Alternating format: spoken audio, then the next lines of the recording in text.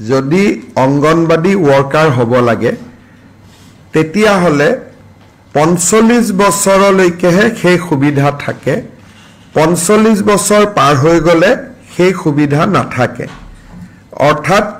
প্ৰমোশনৰ বাবে উদ্ধতম বয়স 45 বছৰ আছিল আজি কেবিনেটে অঙ্গনবাড়ী সহায়িকা সকলক অঙ্গনবাড়ী কৰ্মীলৈ পদোন্নতিৰ বয়সৰ উদ্ধতম সীমা 45 বছৰৰ পৰা 50 বছৰলৈকে বৃদ্ধি কৰে ইয়াৰ ফলত ৰাজ্যৰ বহু কেইটা আমাৰ অঙ্গনবাড়ী সহায়িকা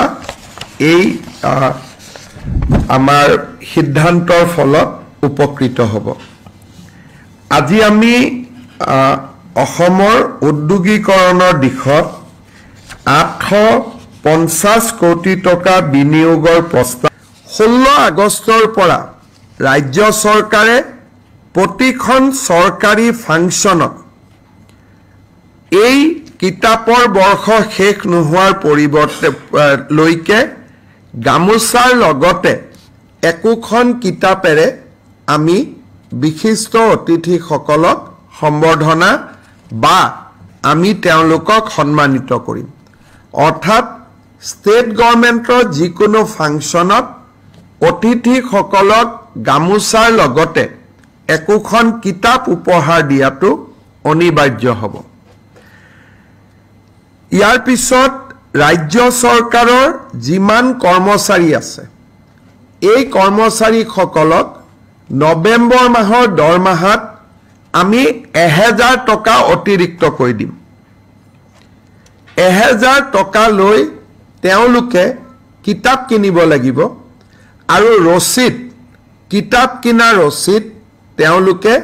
নিজৰ হেড অফ দা ডিপাৰ্টমেণ্টক জমা দিব লাগিব আমাৰ ৰাজ্যত প্ৰায় 3 লাখ চৰকাৰী কৰ্মচাৰী আছে বেছি আছে 4 লাখ বুলি ক'ব পাৰে তাৰ মানে ৰাজ্য চৰকাৰে 40 কোটি টকা খালি কিতাপ কিনাৰ বাবে ব্যয় কৰিব যদি কোনোবা কৰ্মচাৰীয়ে টকাটো লৈ গৈ কিতাপৰ কিনা ৰচিদখন ঘূৰাই নিদিয়ে তেতিয়া হলে নেক্সট মাহৰ দৰমহাত 1000 টকা কৰ্তন কৰা হ'ব আৰু যদি কিতাপখন কিনে তেতিয়া হলে